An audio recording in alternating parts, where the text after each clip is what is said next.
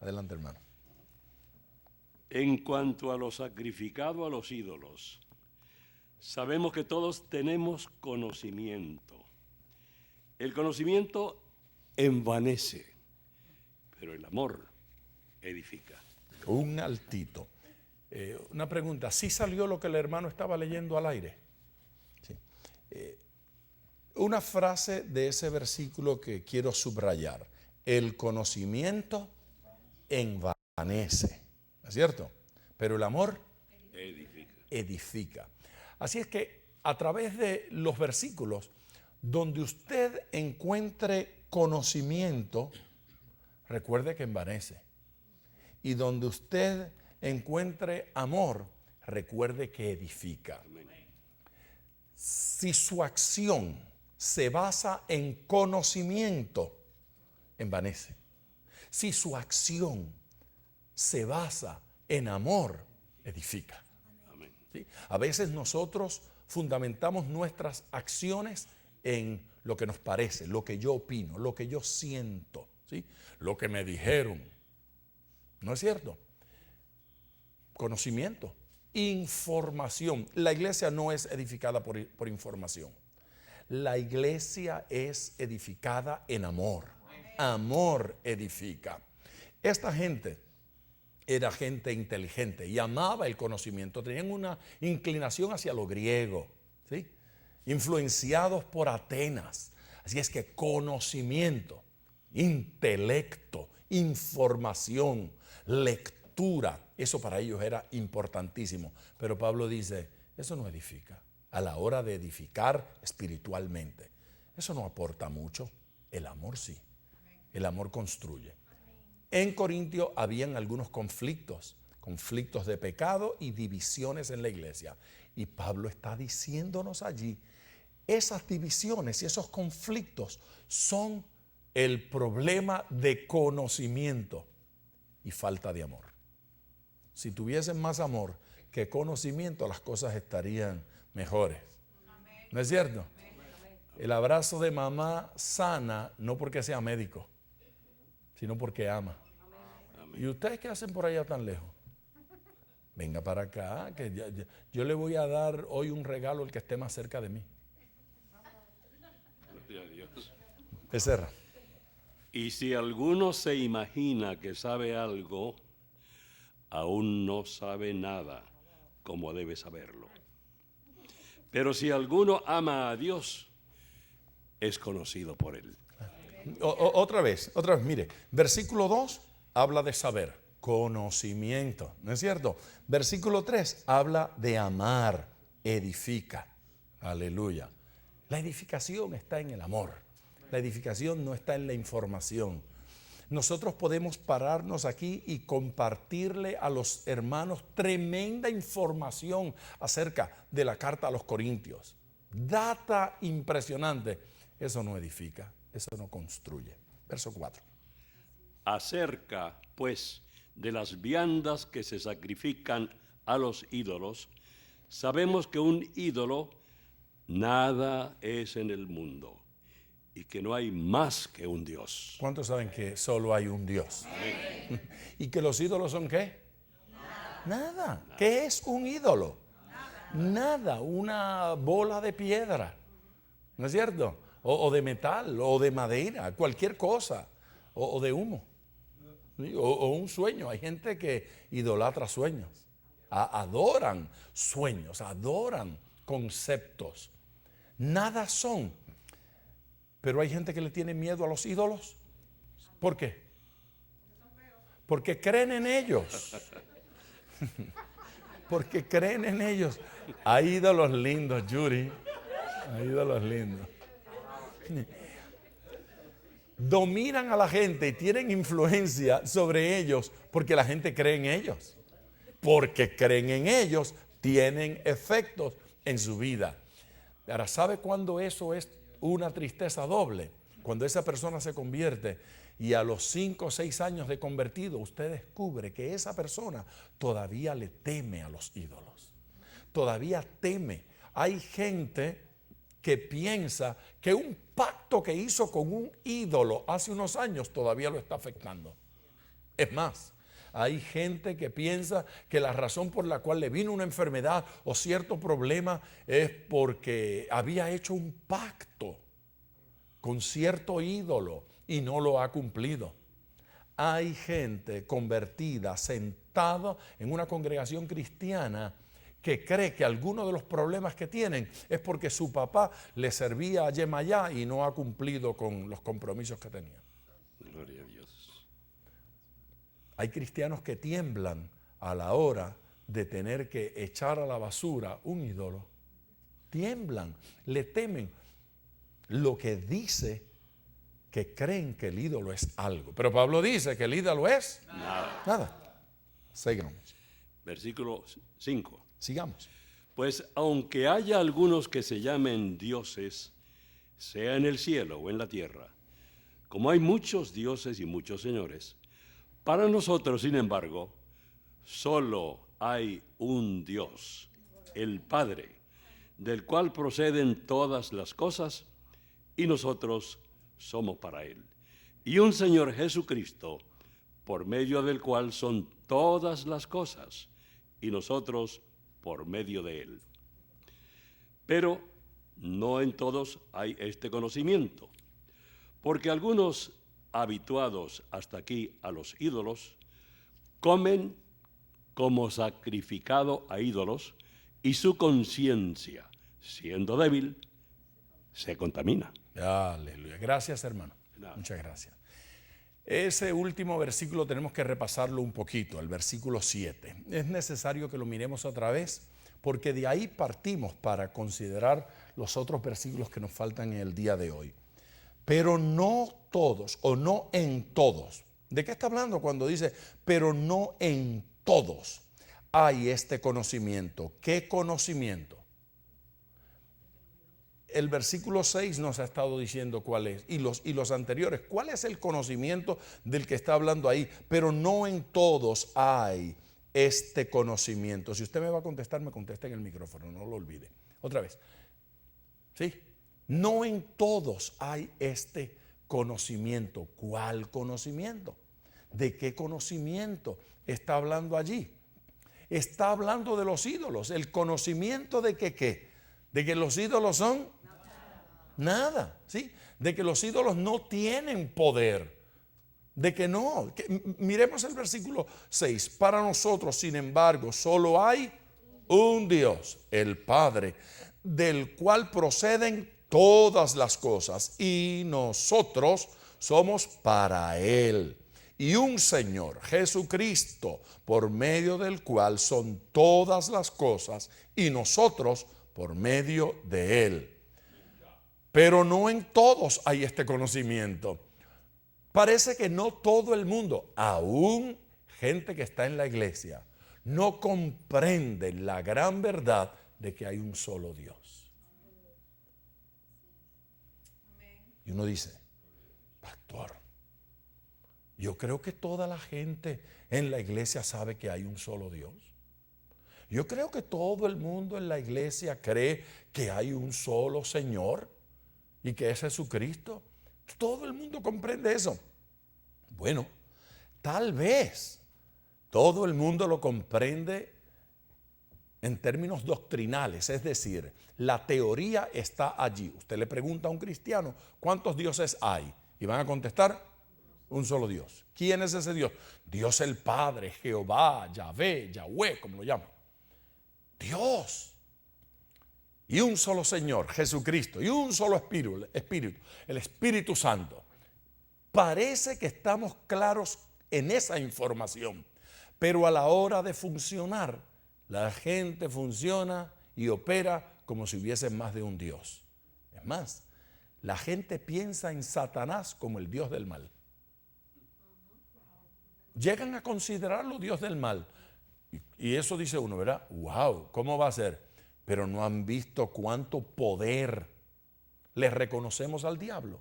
Es más, ¿no se ha dado cuenta que los cristianos reprenden a Satanás en 1.000.000 de lugares al mismo tiempo? Como si Satanás fuera omnipresente. ¿Cómo puede Satanás estar aquí y allí y allá? y agarran a una persona endemoniada y le preguntan, demonio, ¿cómo te llamas? Yo soy Satanás, príncipe de los demonios.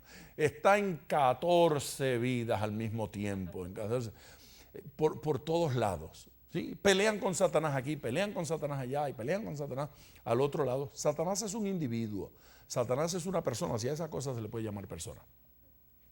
Pero es un ser, pero es uno. No es omnipresente, no puede estar en todas partes. No es omnisciente, no sabe todas las cosas, ¿no es cierto? No es omnipotente, no puede hacer todas las cosas. La gente ve al diablo como un ser sin límites. Es así, como que casi Dios. Es más, lo ven como la competencia de Dios. ¿Sí? Cuando usted quiere hacer una pregunta, recuerde, hemos dado las instrucciones, usted tiene que ir al micrófono y hace la pregunta. ¿Sí? Otra vez. Se queda allí hasta que yo le diga. ¿Okay? Gracias. Esa es la forma en que lo hacemos cuando estamos por la internet. Les decía, piensan de Satanás como un Dios y piensan de él con poderes más allá de lo que la Biblia establece o dice. No le reconozca al diablo nada que la Biblia no diga de él. Hermana. Cuando el diablo, Lucifer, fue enviado al infierno, ¿se fueron también otros ángeles que ahora son demonios o solamente Lucifer es el demonio y los otros son seguidores? O eso es lo que yo quiero saber. Bueno, algo, tenemos que aclarar algunas cosas. En primer lugar, no fue echado al infierno. Bueno, del cielo, pues. Pues no es lo mismo. Yo sé que alguna gente piensa que esto es el infierno, pero no es el infierno. Créame que el infierno es más caliente que esto. Más caliente. Ok, no fue echado al infierno. Fue echado del cielo y fue echado con una cantidad, un porcentaje de los ángeles cayeron. A mí no me pregunte de dónde salieron los demonios, porque yo no sé. ¿De dónde salieron los demonios? Yo no sé de dónde salieron los demonios. Mi maestro en el seminario me explicó que los demonios eran ángeles que habían degenerado hasta esa condición. Ángeles caídos que habían degenerado. Puede ser, puede ser. O a otro escuché decir que eran ángeles de baja categoría. De baja categoría, que eran los que habían degenerado en eso. Puede ser. A lo mejor usted escuchó otra historia. Yo no sé de dónde salieron los demonios. Yo he buscado ese versículo para ver de dónde salieron los demonios y no lo he encontrado. Yo no sé de dónde salieron. ¿Cuántos demonios hay? Tampoco sé. Son diablos. Mire, la Biblia utiliza el término diablo para referirse a una persona, a un ser demoníaco, diabólico, que se llama Satanás, que se llamó Luzbel, que se llamó Lucifer, por lo menos así me lo explicaron a mí. Yo tengo que reconocer que más que lo que entiendo de eso es lo que recuerdo que me explicaron. ¿Sí? Porque entender a profundidad eso yo no lo entiendo. Yo no lo entiendo. Ahora, aparte de llamársele a él diablo, aparte de llamársele a él en algún momento demonio o príncipe de los demonios, si hay otras figuras a las cuales se le llaman diablos o demonios, puede ser, pero yo creo que como nombre se refiere a él, se refiere a esa persona. Ahora, también debo reconocer que el término Satanás a veces se utiliza no como un individuo, sino como un sistema. Ese sistema demoníaco, ese sistema diabólico, ese sistema satánico. Y tal vez en algún momento cuando hablamos de Satanás yo tendría que aceptar que aunque él no esté allí como individuo, está representado.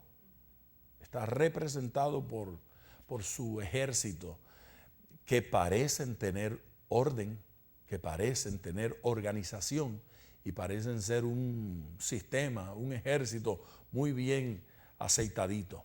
Ellos operan bien, son un buen diablo, son un buen demonio. Sí, cómo no. Mire, yo no resulto muy interesante hablando de demonios, ¿sabe? Porque he tratado de enterarme lo menos posible. Yo no he perdido mucho tiempo estudiándolos a ellos. De verdad, a mí no me interesan esos señores. Y me da la impresión de que hay tanta fantasía en el ambiente con respecto a ellos y con respecto a lo que son capaces de hacer y qué autoridad y qué poder se les confiere o reconoce en las Escrituras. Me parece que eso está abusado y que en los últimos años el énfasis en lo demoníaco, lejos de ayudarnos a crecer, nos ha hecho retroceder. Y nos ha hecho retroceder porque hoy conocemos menos de lo que debemos conocer y más de lo que no tiene ninguna importancia. No tiene ninguna importancia práctica.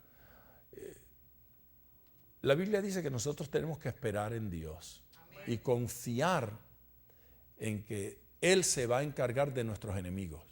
Y eso lo incluye a Él como enemigo, que Dios se va a encargar de nuestros enemigos.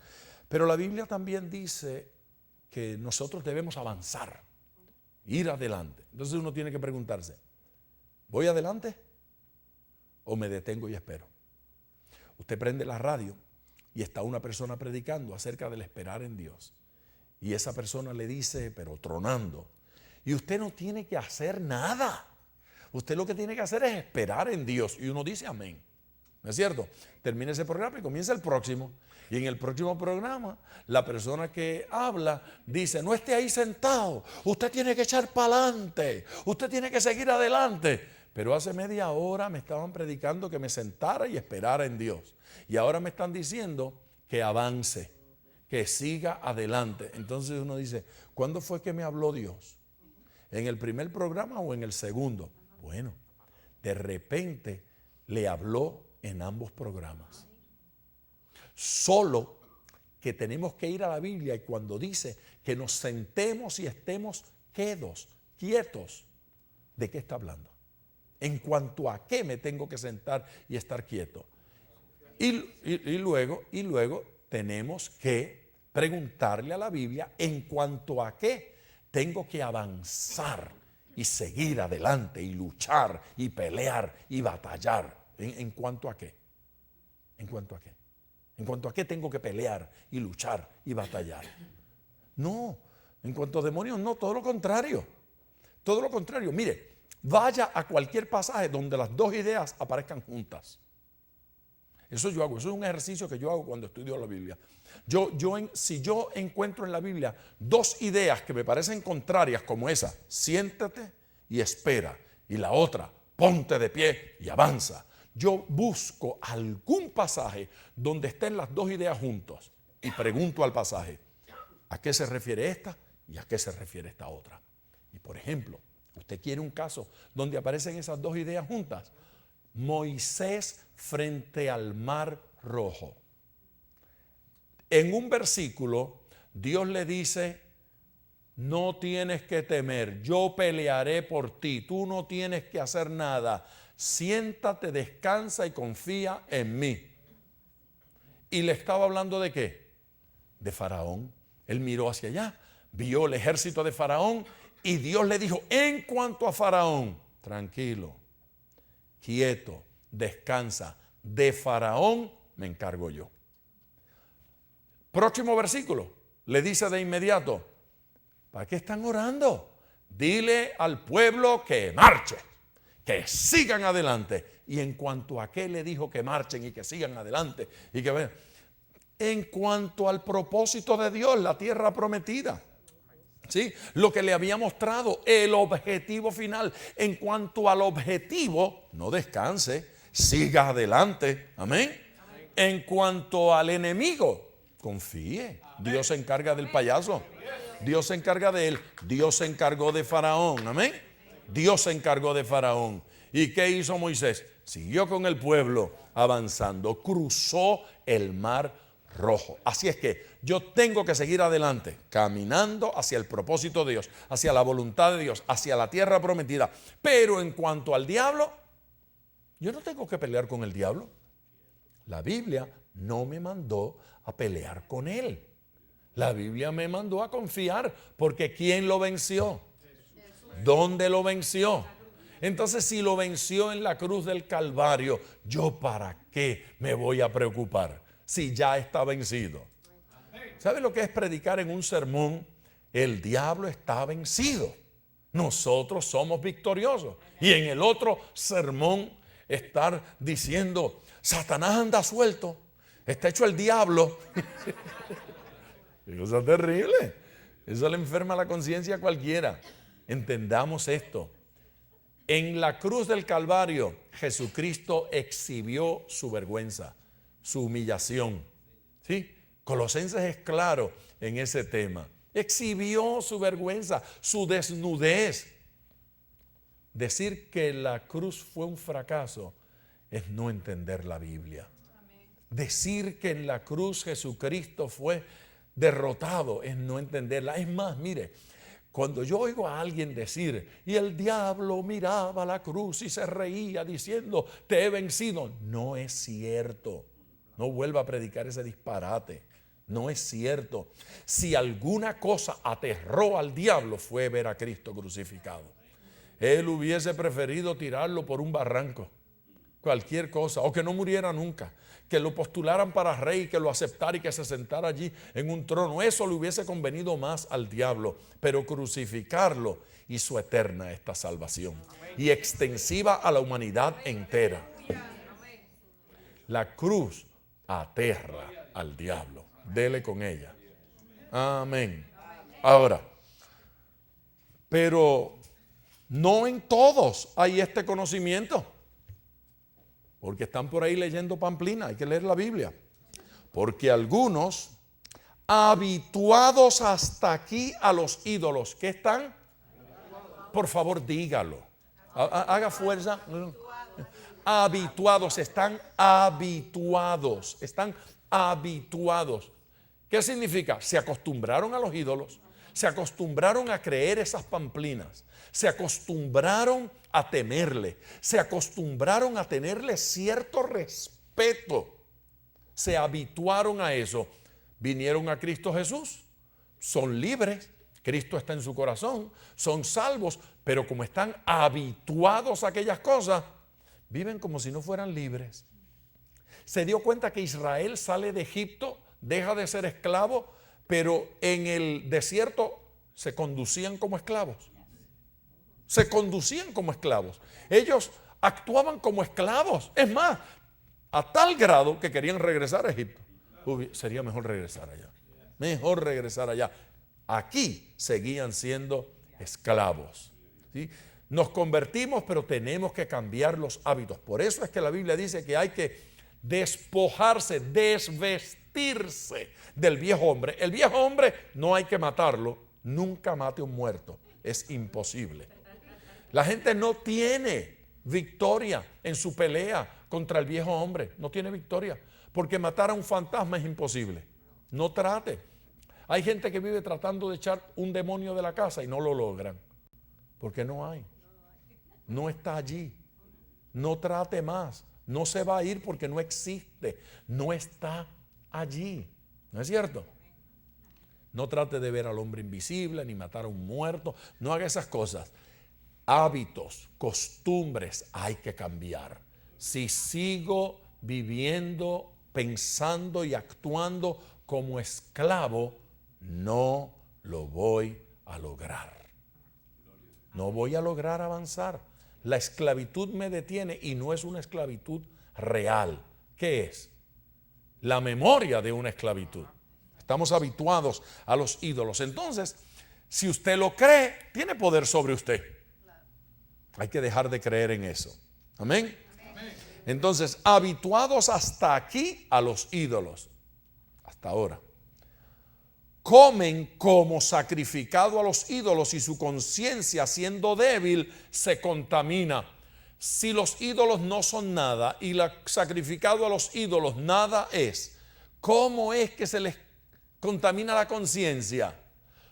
Porque lo están comiendo como si fuera real. Lo están comiendo creyendo que el ídolo es real y creyendo que esta comida es de ellos. Y está mal, pero como me gusta tanto, ¿sí?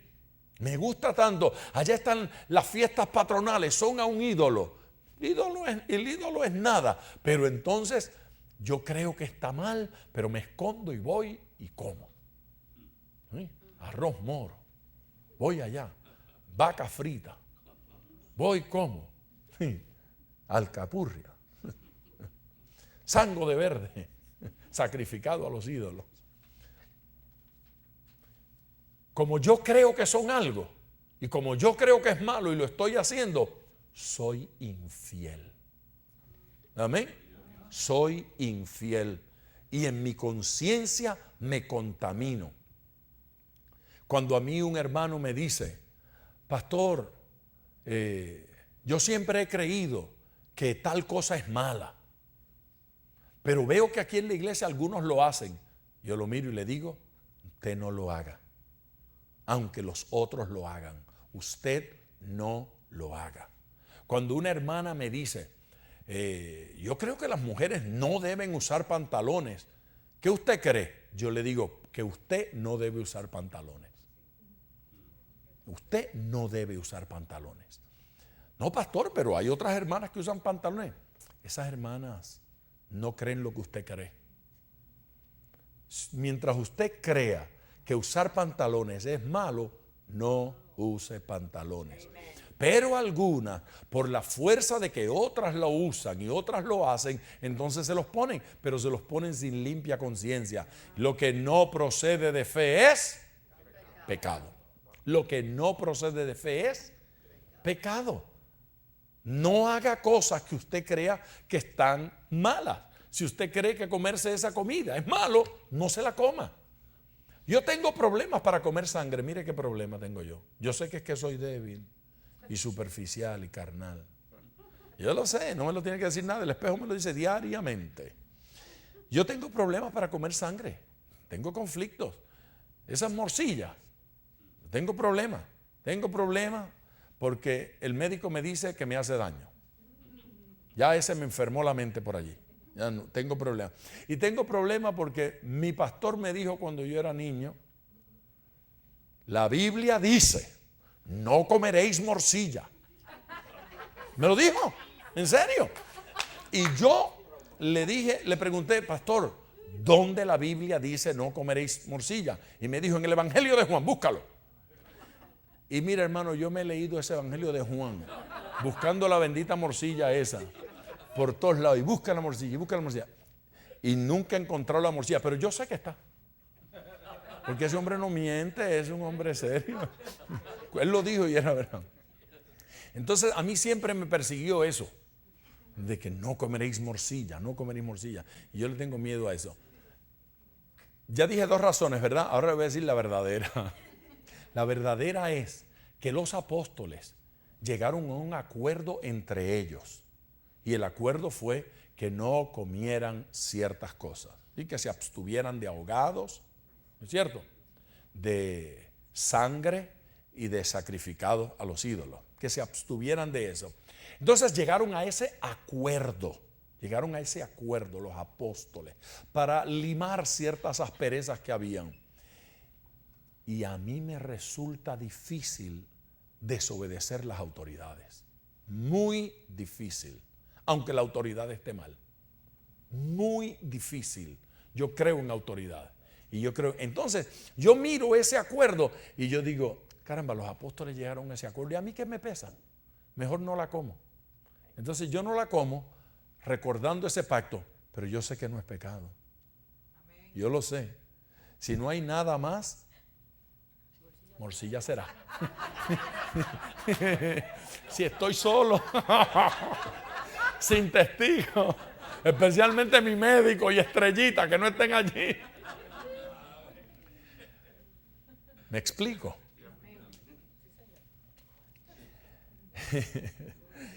Y su conciencia, siendo débil, se contamina. y salen de allí sintiéndose culpables. Porque lo están haciendo simplemente porque están tratando de aparentar madurez porque andan con usted. Entonces usted llega allí y se sienta y ordena y pide esa cosa que no se debe tomar. Y entonces el otro que está ahí al lado se siente maduro también. Presión de grupo. ¿Cómo es que quiere la piña colada? Con mucho hielo.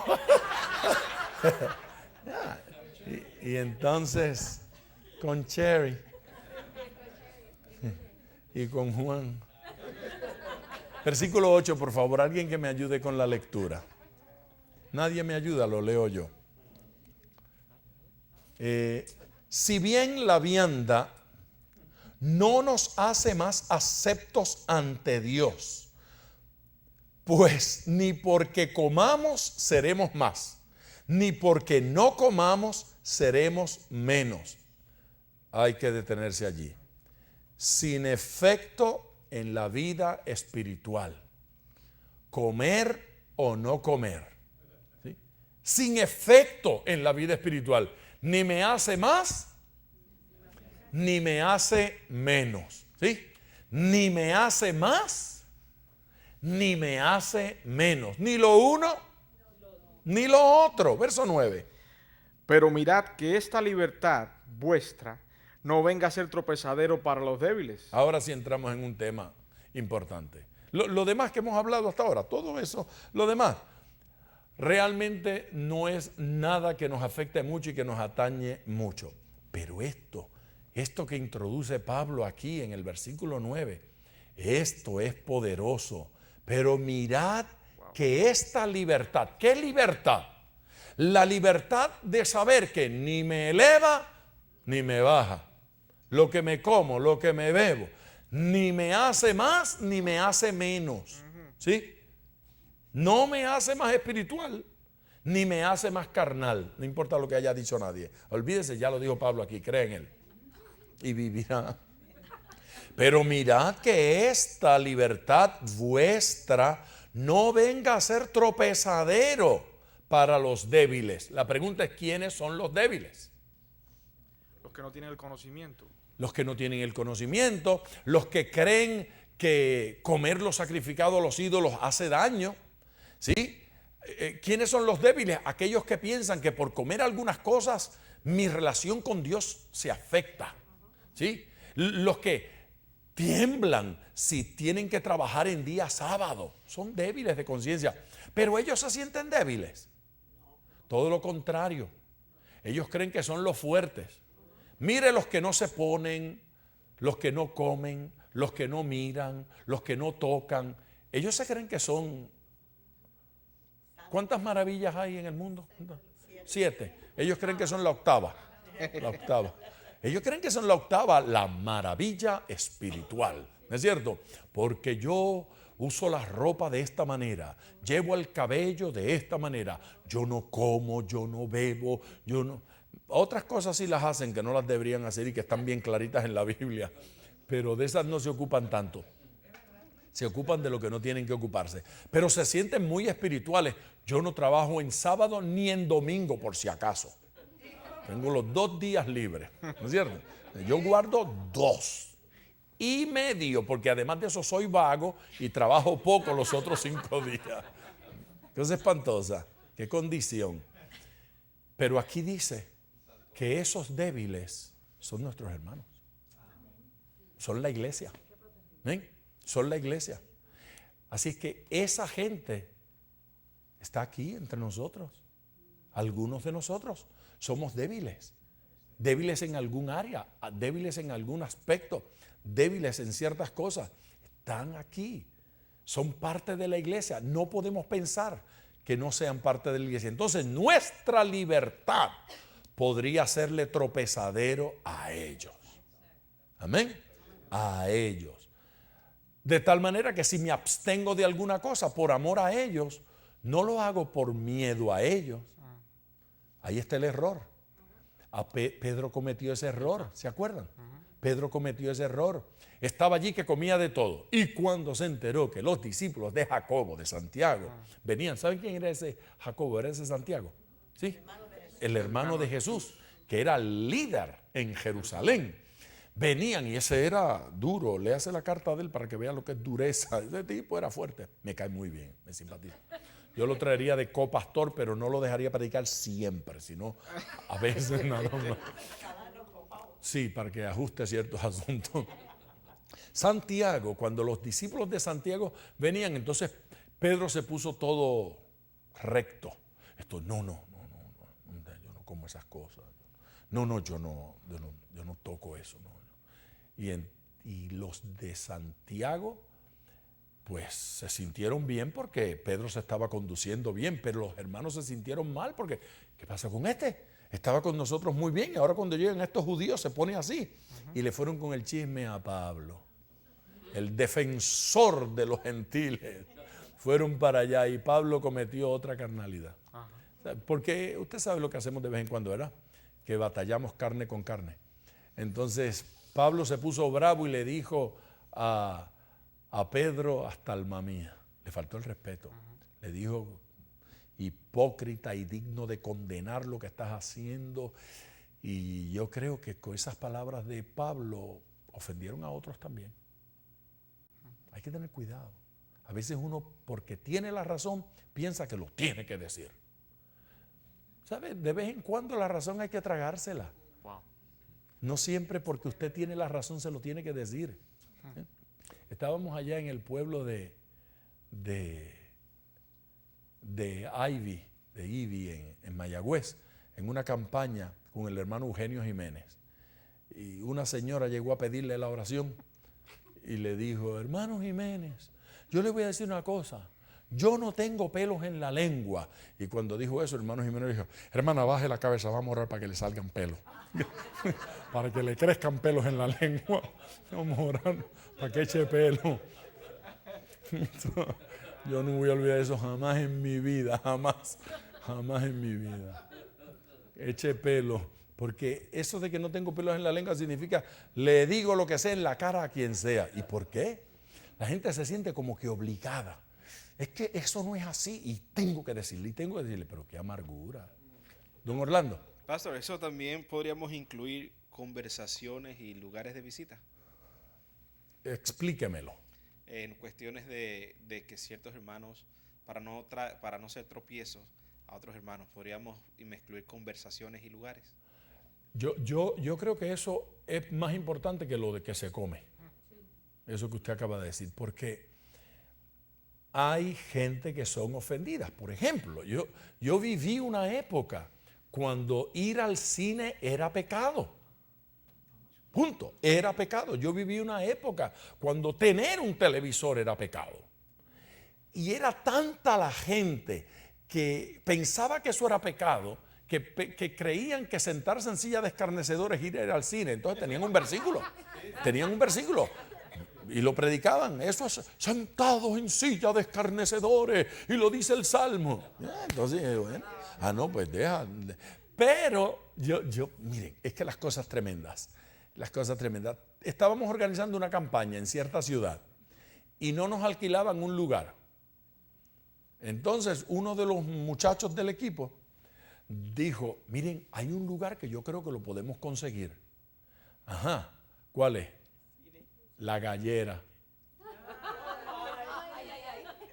La Gallera. Pero tú estás loco, engendro de las tinieblas. ¿Cómo es una campaña en una gallera? Bueno, me dijo, ¿y no estaba usted diciendo que dio una campaña en la Plaza de Toros de...? Sí, pero eso es distinto. ¿En qué? ¿En qué es distinto? En tamaño del toro. ¿Y qué es más abusivo aquello? Porque los gallos por lo menos tienen el mismo peso.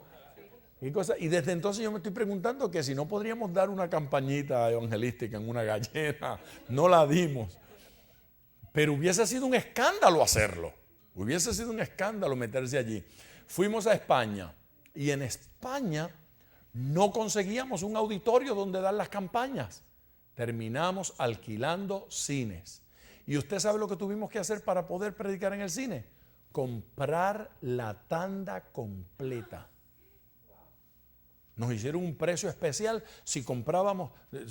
ok, queremos toda la sala y no película. Se economizan la película y nosotros usamos la hora y media, lo que sea el tiempo de la película. 2 horas nos daban.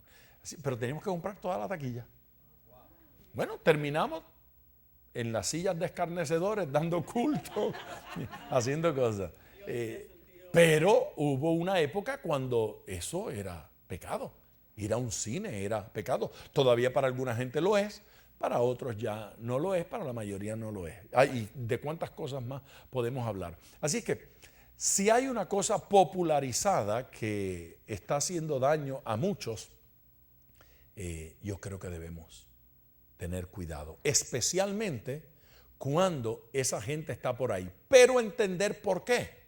Una cosa es por miedo y otra cosa es por amor.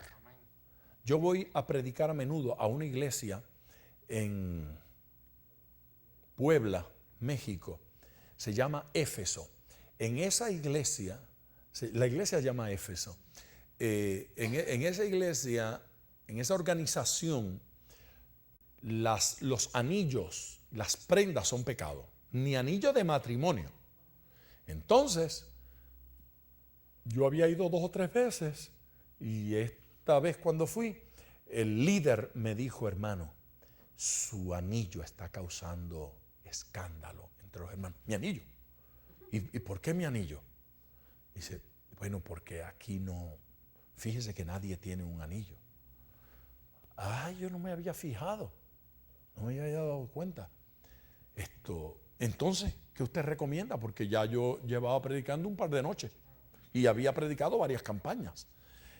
¿Qué usted recomienda? No, hermano, yo recomiendo que se lo quite. Le dije, mire, vamos a hacer una cosa, yo me lo voy a quitar delante de usted. Pero fíjese bien lo que le voy a decir.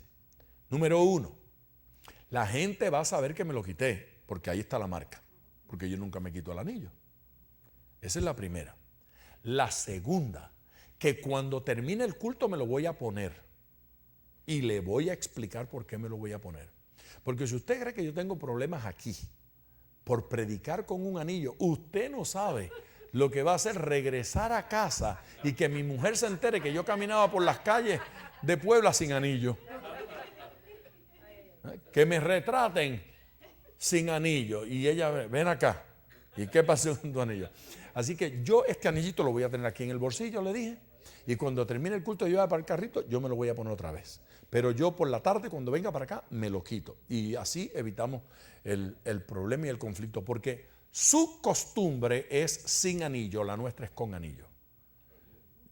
Y fumamos la pipa de la paz y aceptamos el acuerdo. Y cuando yo voy allá, yo me lo quito para predicar y me lo pongo cuando termina, cuando ya salgo, ¿verdad? De allí, porque así son ellos, esa es su costumbre. Entonces, para mí no es pecado, pero mi libertad, yo no quiero que sea causa para que algunos de ellos tropiecen. ¿Usted quería decir algo? Sí. Una pregunta. Sí. Mi pregunta puede sonar egoísta. Puede ser. Porque sí, pero creo que es sana. Cuando suenan regularmente lo son. Lo son, sí, pero creo que es sana porque a lo mejor hay gente que no se atreve a hacerla. O me la mandaron por internet. Bueno, okay. Pero esta libertad, nosotros nos podemos sentir atados por llevar una vida que a otra persona pudiera afectar. ¿Cómo manejar ese sentimiento? Bueno, ahí no está hablando de cambiar la vida. Ahí está hablando de tener cuidado cuando lo que voy a hacer le puede ser de tropiezo a estas personas. Eso deja de ser una atadura, Jonatán, cuando lo hago por amor. Si lo hago por miedo o si lo hago por imposición o porque el pastor puso la orden y esa es la ley, me voy a sentir encarcelado, como usted dice. Pero cuando lo hago por amor, no hay problema. Por ejemplo, yo voy a Puerto Rico y no digo bicho por nada del mundo, aunque me maten, por amor a los puertorriqueños, por amor. Pero yo voy a Venezuela, aquí, al resto del mundo y no tengo ningún problema. Yo no tengo problema con el asunto. Entonces, palabras, términos. Yo no me siento encarcelado, yo me siento amoroso. ¿Sí? Yo siento que me interesa esa gente, me interesan esos hermanos y como los quiero bendecir, pues me cuido de ciertas cosas me cuido de cosas extremas, pero yo sé que no lo voy a lograr con todas las cosas. Yo lo sé. Y que no todo el mundo lo va a lograr, porque entonces haríamos que los débiles gobiernen la iglesia. Sí, sí, yo entonces lo que hago es que converso y se los digo de buena manera y se los digo con sonrisas. Y era diciembre. Entonces ellos tenían un gigantesco árbol de Navidad con todo. Y yo le dije, qué cosa interesante. En mi país, alguna gente se escandalizaría por ese árbol de Navidad que ustedes tienen. ¿De veras? ¿Y por qué? Le voy a explicar por qué. Y le expliqué por qué lo del árbol de Navidad. Entonces tienen que tener cuidado ustedes también con algunas cosas. Y en la conversación la gente va madurando. Pero la gente tienen sus doctrinas y tienen sus cosas y uno tiene que tener ciertas precauciones. Además, nosotros queremos entrar a todo el mundo. Cuando alguien va a dirigir el culto o cuando va a atender las puertas o va a servir de alguna manera, yo les pido que mientras sea posible utilicen faldas y no pantalones, al menos que sea varón. Si es varón es al revés. Entonces, le digo, ¿verdad? Que en lo que sea posible, que si utilizan pantalones no los usen ajustados y que tengan vestido con mangas y que si usan faldas las tengan lo más cerca de las rodillas posible. ¿Por qué? ¿Por qué le pido esas cosas? Eso no es por religión. No, eso yo lo aprendí de American Airlines. Eso yo lo aprendí del banco. Eso lo aprendí del hospital. Eso lo aprendí de las empresas. ¿Qué hacen las empresas? Visten a la gente de una forma que no sean problema para nadie, que no sean escándalo para nadie. Yo creo que nosotros debemos intentar una conducta universal. Entonces, si uno está tan empeñado en utilizar ciertas ropas y utilizar ciertas cosas, significa que de verdad no estamos amando tanto a la gente como para decir, yo me voy a disciplinar en mi vestido. Yo sé que no es un pecado venir en pantalones cortos y predicar. Eso no es un pecado. Y venir en sandalias y pararme aquí, dar un estudio bíblico o con una camisa sin mangas. Eso no es un pecado. Yo no lo haría nunca. ¿Por qué no lo haría nunca aquí? Pero yo he dado en otros lugares estudios bíblicos con un pantalón corto, con una camisa sin manga. Yo lo he hecho en otro lugar y en otro ambiente. A lo mejor con un grupo de jóvenes que estaban haciendo deportes y entonces allí nos sentamos y estudiamos la palabra. Yo haría eso, pero yo no subiría al altar con ese aspecto, con ese look. Pastor, Pablo aquí se está refiriendo a tener mucho cuidado de usar nuestras libertades y que eso pueda dar ocasión de caer a nuevos creyentes, a débiles en la fe, que puede ser un nuevo creyente quizás también. La mayoría, eso es lo que son. La mayoría. La mayoría. Ojalá. Mi pregunta es, esto de nuestra libertad, de ver cómo la usamos, también puede causar desastre a la hora de encontrarnos en un ambiente de inconversos o no creyentes, que quizás puede cerrarnos también las puertas a la hora de comunicar la palabra o el evangelio. Los destruye. Ajá. Y desastre, el término que usted utilizó es muy apropiado, muy apropiado. Y en otro contexto podríamos ver cómo la sangre de cierta gente podría ser reclamada de nuestras manos. Ya hay que tener cuidado. Y es muy delicado cuando vamos a pasar de una cultura a otra. Mucho cuidado, pasando de una cultura a otra. Porque lo que en esta cultura es nada, allá es mucho. Yo recuerdo la primera vez que fui a Brasil, el tema del aplauso. Yo ni sabía cuán importante para ellos era el tema del aplauso. Es que no sé qué religión de esa de idolatría, su pacto con Satanás es el aplauso. Yo recuerdo cuando estuve en los países del bloque soviético y son alérgicos ahora a las mujeres a un lado y los hombres a otro lado. Pero eso no era así antes, llegó a ser así por conflictos que tuvieron y problemas con el tema del beso. Entonces decidieron separar los hombres y las mujeres. Hay que respetar esas cosas. Los cruces culturales son muy delicados, hermano. Tengo un poquito de eso y un poquito retomando mi pregunta, Sí. y la de Jonathan. Cuando uno tiene ese problema cultural, por ejemplo aquí en esta ciudad donde vivimos nosotros, que hay tantas personas, a mí me ha pasado que con varios de los hermanos de aquí nos saludamos con un beso, y yo he escuchado comentarios de otros hermanos pensando que el acto del beso es malo. Y cómo uno, o sea, ¿qué cargo de culpabilidad lleva uno en hacer un acto sin saber que la persona que está alrededor se puede afectar? Ninguno. Ninguno.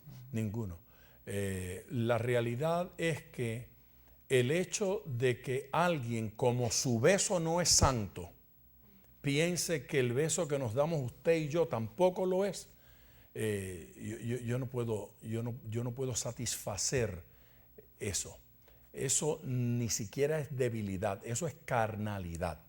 Eso es carne, pura carne. Gente que porque no son santos piensan que los demás no son santos. La realidad es que usted no puede evitar que la gente lo juzgue. No puede evitarlo, como no puede evitar que gente se escandalice por cosas. Y no quiero seguir contando historias porque nos amanecemos. Porque si alguno te ve a ti, que tienes conocimiento, sentado a la mesa en un lugar de ídolos, la conciencia de aquel que es débil no será estimulada a comer de lo sacrificado a los ídolos.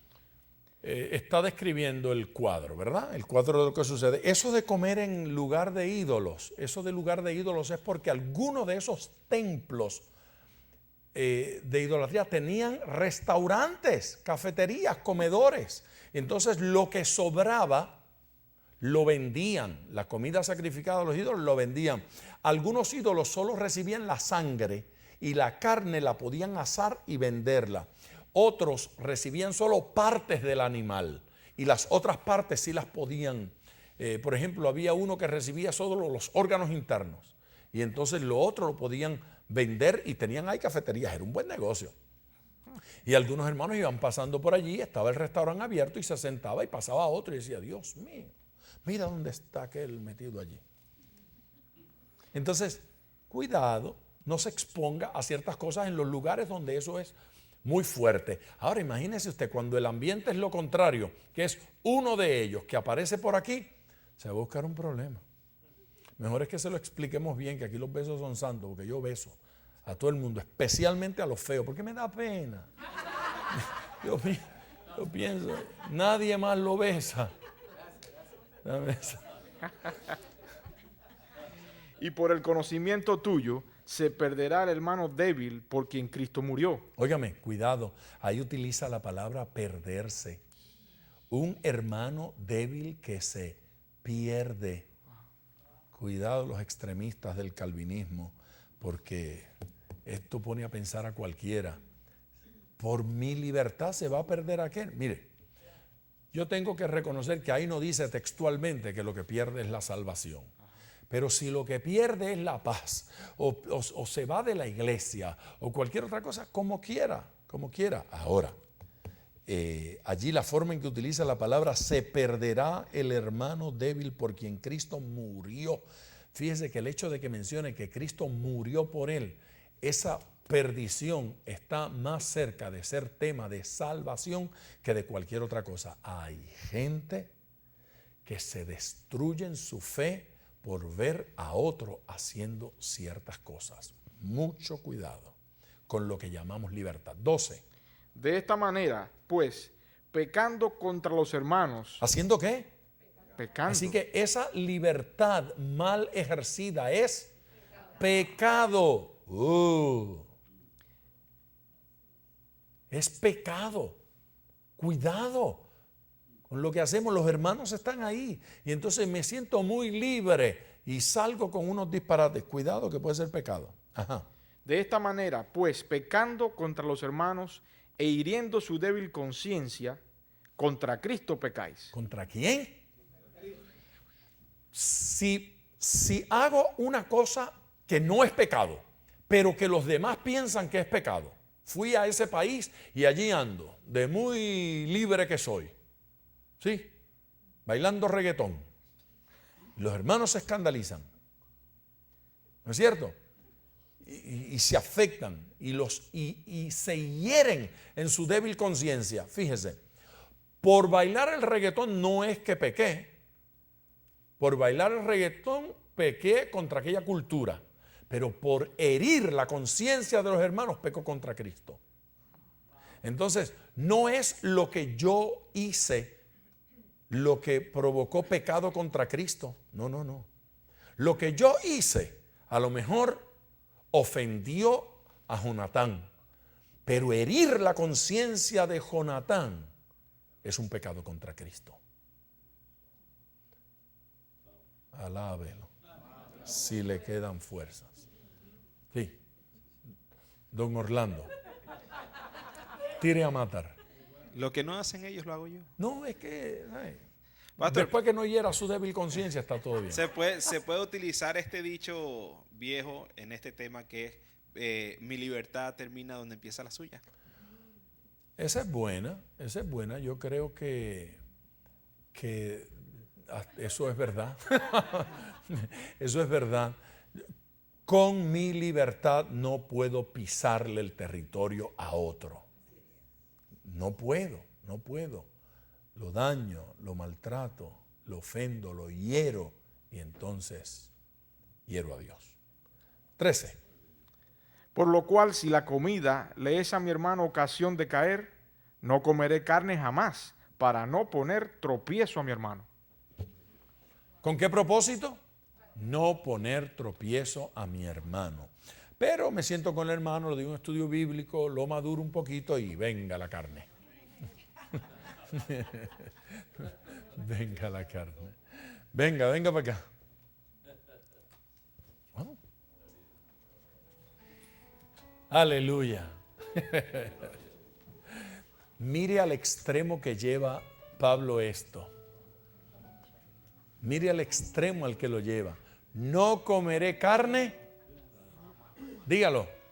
Jamás. ¿Usted estaría dispuesto a hacer esto? Si la comida le es a mi hermano ocasión de caer, no comeré carne. Observe que ahí no está hablando de hermanos simplemente caprichosos, son gente que con sinceridad lo creen. Con sinceridad. Y para ellos es ocasión de caer, de pecar, de pecado. No es de los reyes el vino, ni de los príncipes la sidra, o es al revés. No es de los príncipes el vino, ni de los reyes la sidra. Por ahí anda el tema. No es. Cuando usted está en esa posición de rey o de príncipe, de persona admirada, la gente va a mirar y va a juzgar lo que usted hace. Lo que usted hace. Entonces, usted no quiere ver al rey borracho. No lo quiere ver. Usted no quiere ver.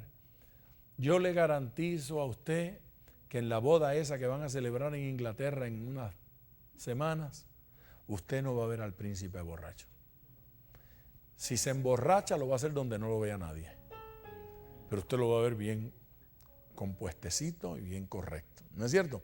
¿Vieron cómo le cambiaron el vestido a esa muchacha? Ahora está toda, que parece ser una ejecutiva 24 horas al día. Así tiene que ser. Así tiene que ser. Son el alma de esa nación. Ellos son el alma de ese pueblo. Y los líderes y los ministros lo son en una iglesia local. Y la iglesia lo es en la comunidad. Mire, hay tanta gente mirándolo a usted. Y no simplemente para criticarlo. Gente que se inspira con su vida. Y si lo ven haciendo alguna cosa que no debe hacer, entonces se les va la inspiración. Usted no quiere que se le vaya la inspiración a nadie, ¿verdad?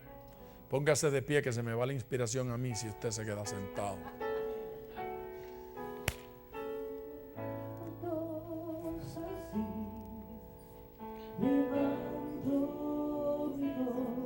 Dígalo usted al Señor. A Cristo en momentos así levanto mi ser, levanto mis manos a Él. Cuánto te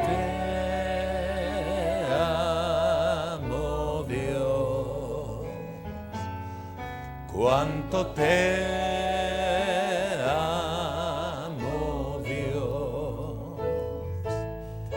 cuánto te amo, Dios te amo. Gracias, Espíritu Santo, por tu presencia en esta noche.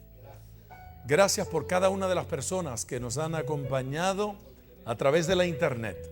Tu bendición sea sobre la vida de cada uno de ellos. Oramos por sus peticiones y te suplicamos que les ministres, los bendigas. Señor Jesús, gracias por estos tus hijos y por tu palabra en el día de hoy. Que esta palabra se haga realidad y vida en cada uno de nosotros. Señor, que se haga experiencia, forma de vida. Tu gracia, tu gloria y tu bendición sean con tus hijos. Y al marchar de este lugar lo hacemos en tu nombre, adorándote en el